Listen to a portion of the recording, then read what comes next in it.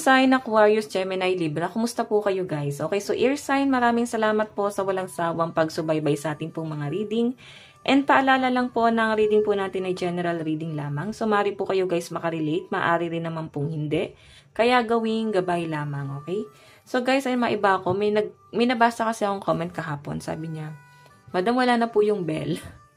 Ito po ba? Ito ba yon yung singing bowl? Yan. May nabasa kasi ako noon, sabi niya sa comment, masakit daw sa tenga. Ayan, kaya inalis ko na lang siya. Ang ginawa ko, bago na lang ako mag-start ng reading, doon na lang ako guys nag-cleanse. Doon ko na lang siya kine-cleanse, no? Ano pa ang inyong daily gabay? Daily gabay po ni air sign, Aquarius, Gemini, Libra.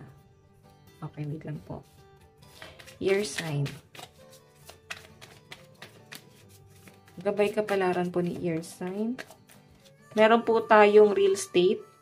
Oh, yung iba sa inyo guys, siguro nagbebenta kayo ng bahay, lupa, property, or kung ano man to guys. Maaring condominium. Or yung iba sa inyo guys, maaring may plano kayong bumili ng bahay. Or maaring ikaw ay nag-iipon kasi may plano kang magpagawa ng bahay. Or pwede nagpapagawa ka ng bahay ngayon. Kung makita mo guys, ayan, meron kayong plano ng person mo. Meron ditong wealth, investment, and mega project. So, I think yung iba sa inyo, may pag-i-invest kayo ng person mo. Or meron kayong i-invest, pwedeng business. Okay, nakakita ko ang sweet-sweet nyo rito, guys. Ang saya nyo. Ayan. Tignan natin, guys, ano pang ipapakita air sign. Meron po tayong live, learn. Or, ayan, maaring yung iba sa inyo, may plano kayo ng person mo na para bang mag-aral ulit. Or meron kayong bagong inaaral, guys. Okay, or pwedeng partnership, pwedeng sa mga kapatid, kapamilya. Meron po tayong readiness. So, may nakikita ko rito, guys. May nakikita ko rito na maaaring meron kang pinaghahandaan. Para bang, wala pa siya, guys. Hindi pa siya, guys, totally nagagawa or nauumpisahan. Pinaplano pa lang, and after na masettle na talaga or kompleto na yung mechanics, para bang ready ka na kasi naaral mo na yan. Ayan, no? Live and learn. Naaral mo na yung mga dapat maaral mo, no? Para dito sa bagay na to. So, I think itong inaaral mo, ano siya, guys? Para siya sa stability, okay? Or para sa future mo. Okay, so guys, ang lucky number mo is 70, 27, and 44. Tignan pa natin. Air sign. Additional message po para kay air sign. Additional message para po kay air sign. So guys, meron tayong mirror. Meron tayong engagement ring. Meron tayong mask. Okay, so air sign. Nakikita ko na parehas kayo ng plano ng person mo, no? Yung iba dito guys na kung ang kakonect mo is ex mo. Ito kasi not showing true feelings, hide personify, pretend, deluge, and gaslighting. So, may nakita ko dito, mag-iingat ka. Past person, nakikita kong energy na para bang i-gaslight ka niya. Babalik sa buhay nyo. And, tignan mo nagmi-mirror kayo. Kung ano yung ginagawa niya, gagawin mo rin. Ano yung ginagawa niya, ano yung ginagawa mo, ginagawa niya rin.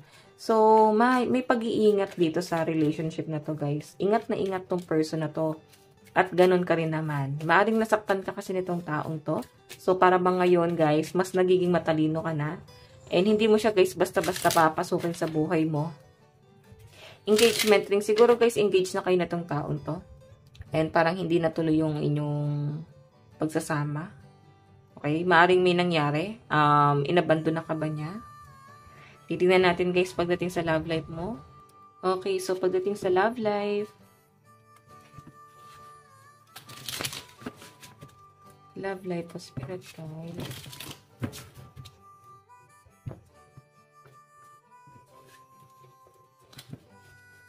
Okay, love life po ni air sign. Meron tayong justice. Oh, may nakikita ako dito guys, maaring may engagement nga dito. Ayan o. Ito kasi guys, justice, maaring nagpakasal or may kasalang magaganap. Or nagpaplano na kayo ng person mo na magpakasal. Kahit simple lang. Basta maayos lang tong kasalan na to. Ganon. Okay. Or baka meron kayo guys pinaplano. Ayan. Or Maaaring malapit na to. Baka nakasettle na siya. May naayos lang kayo para sa inyong future. Tingnan po natin. Meron tayong King of Pentacles. Siguro guys, nag-iipon. Para sa future itong pag-iipon na ginagawa nyo.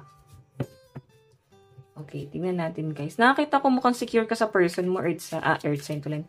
Baka Earth sign siya kasi nakita ko Pentacles eh. So, Earth sign, Capricorn, Taurus, and Virgo. Air sign, no? Baka Earth sign tong person mo. And nakikita ko sa kanya maganda yung pera nyo or magaling siya sa pagmamanage ng pera. Ayan, naiis lang ako. Magaling siya guys sa pagmamanage. Okay.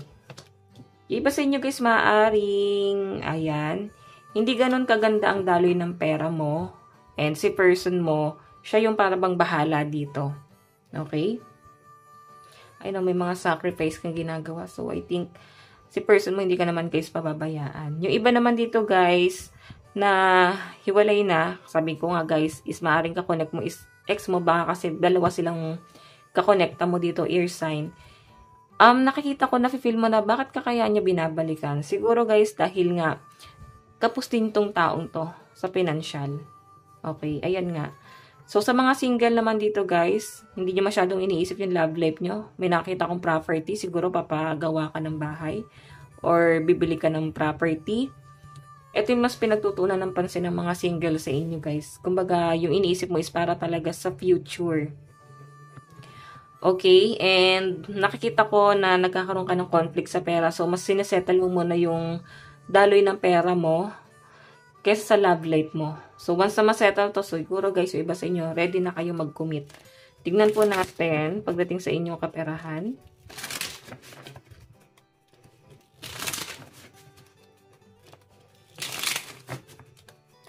Okay, so pagdating po sa inyong kaperahan.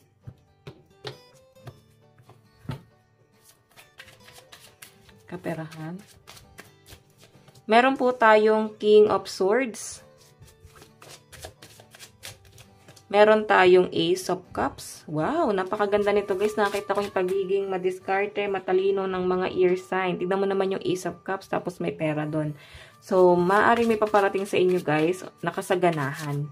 Okay? So, malapit na to guys. Ayan, nandito po yung The Star. May kasaganahan, may blessing na paparating sa inyo.